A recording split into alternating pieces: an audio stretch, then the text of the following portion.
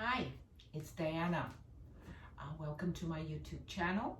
I hope you like it and subscribe to it. Today we're going to do a little tutorial on yoga for runners. You don't only have to be a runner for this little tutorial. It's a good stretch. Maybe you've been sitting a lot on your computer at your desk, or maybe even you've been walking more because the weather, at least here in New York, is crisp and gorgeous and the park is beautiful and we're walking quite a bit. So let's get started. Remember that when you're on your hands and knees, we're going to start that way, that your fingers are stretched out like that and your thumbs are stretched rather than bent. And breathing in and out through the nose again, and keeping a little bit of space between your upper teeth and lower teeth. Okie doke? So we're going to come on to the hands and knees. I like to start with a few cat-cow poses, just for a nice little stretch. I went into this in a little more detail with my first video. And then we're going to take the right foot forward. Now, my left knee is on the mat, and you might want to put a blanket or a towel or something under there if your knee is uncomfortable at all. Okay? I like to slide it back a little bit, come on to the fingertips, and just start rocking back and forth a bit.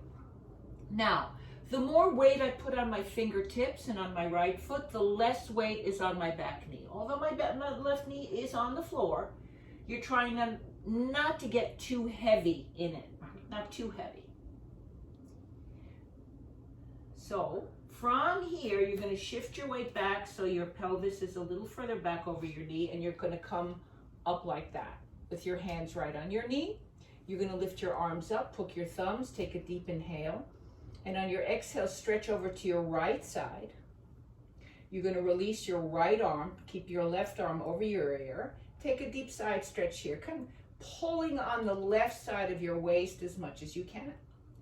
Inhale, both arms up. On your exhale, I'm going to put my right arm on my right knee, just above the knee. Bend the left knee and see if you can hold it with your hand and stretch a little bit here. You can pull the heel in, you can push it out. You can pull it in, you can push it out. See what feels best for you, okay? I try taking my hips forward, pulling the heel in. I try not to arch my lower back. I can kick it back a little bit, just like that. If you can put both hands on your ankle, roll your shoulders back, flex your foot, lift your chest up. Activate the leg by using your foot, and then slowly take your foot down again and straighten that left leg and rock back and forth to stretch out not only your leg, but your toes on your left foot, particularly the big toe. Good stretch there, because a lot of times runners have their feet kind of cramped a bit. Stretch out the toes. We're going to stay on this leg for another moment. Going to take your left knee to the floor again. You might need a block or a book or something under your left hand. Going to bend that left knee again, but this time I'm going to take my right hand around, hold the foot, and then roll the shoulders back and lift up. And I'm flexing this left foot, opening the chest, throwing my head back, taking a little bit of a back bend in my upper back, and at the same time moving my pelvis forward to increase the stretch in the top of the thigh, the left thigh. Take an inhale. Exhale that foot back down, straighten the leg, straighten it again. Take your knee back down, take your right knee back down. Let's inhale for a cow pose again. Exhale for a cat pose. Now before we do the other leg, take an inhale to the cow pose. Keep your feet flexed. Push your weight back onto your heels. And again, this is a stretch I do always for the feet, particularly the big toes. It's very good. It's very important, whether you're a runner or not. Push as much as you can. Get a good stretch in those big toes. I mean, all the toes, but the big ones really benefit from this. Take a breath, and then come back onto your knees. Point your feet for a moment, really strongly, like really strong. Press them into the floor, and take a breath. And now you're going to take your left foot forward.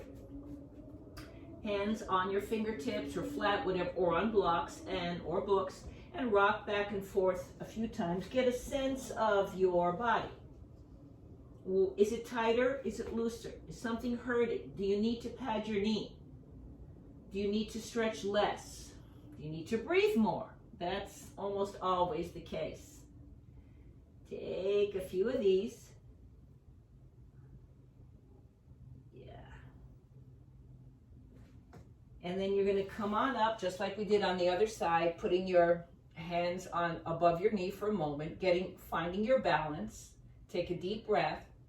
And on your exhale, slide your hips forward. Put your left arm on your leg. Hold your right foot. And same arm and same foot pulling in. And you can, again, pull in and out a little bit. Find sometimes you can get a really a deep cramp on your hamstring here. So when you get a cramp, you just got to stop. It'll go away. And you drop your tailbone towards your pubic bone. Stretch in and out a bit. You might want to hold with both hands, if you can. Roll your shoulders back, lift your chest, flex your foot, open the chest. Watch your breathing. And then slowly take your hands down. Lift that knee up for a moment and rock a couple of times. Just rock it a few times. Stretch it out a bit. Remember the big toe, as much as you can manage.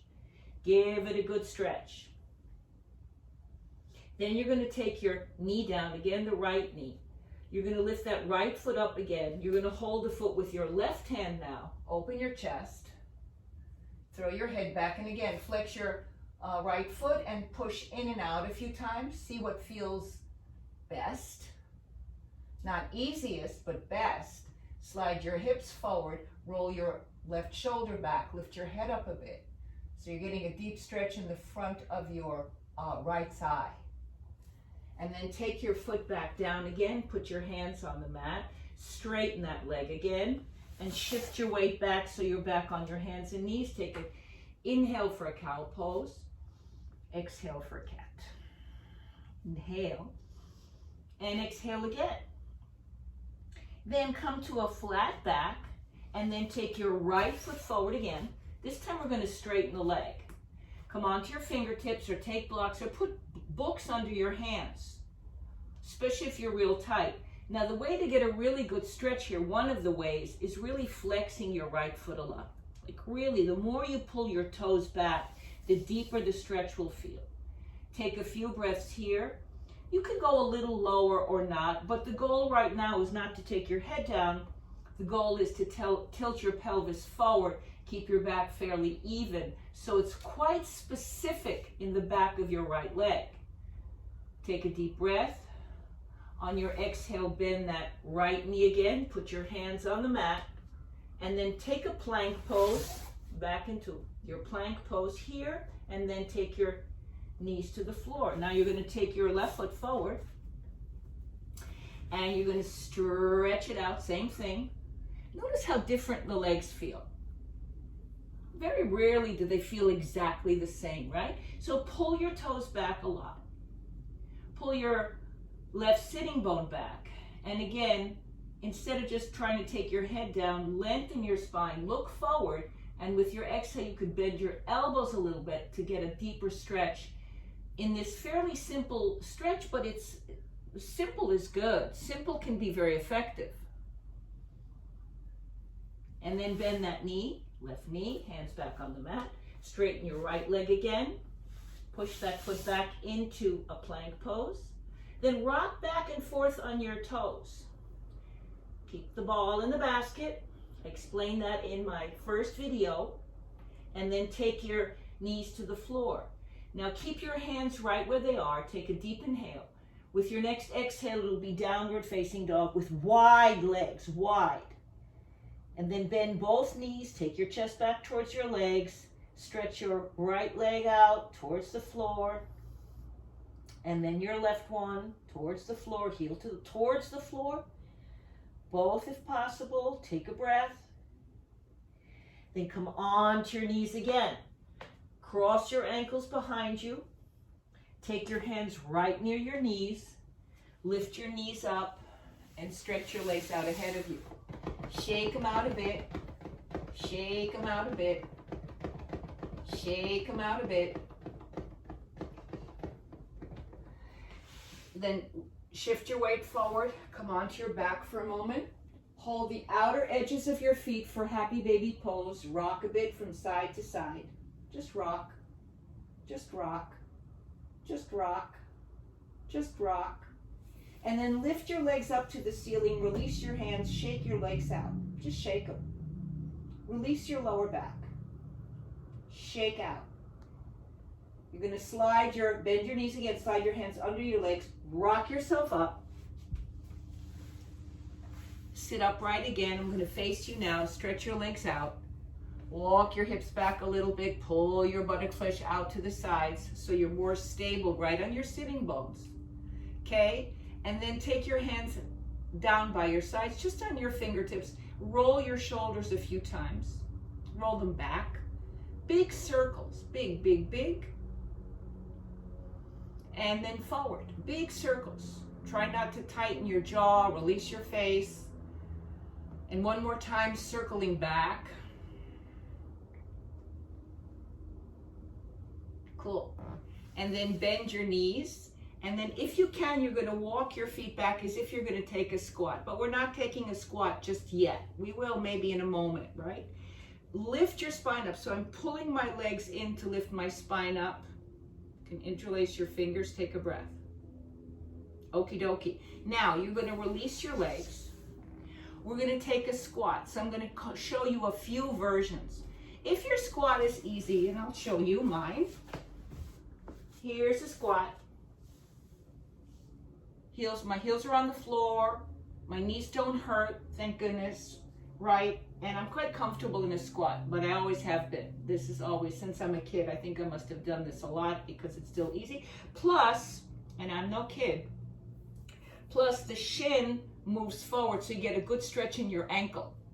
Now let's say forget about it, right? Let's say, oh, that's impossible for now. What you do is you take your mat, or you take a towel, or you take a blanket, you take something you can fold a few times so that when you fold it, whatever you've got there, your heels, I made mine low, okay? But you can make it thick so your heels are on the mat like that and they'll press down into the surface you have underneath you. The third option would be, let's say when you take a squat like this, your knees hurt. You just can't do it because your knees are complaining. I highly suggest listening to your knees.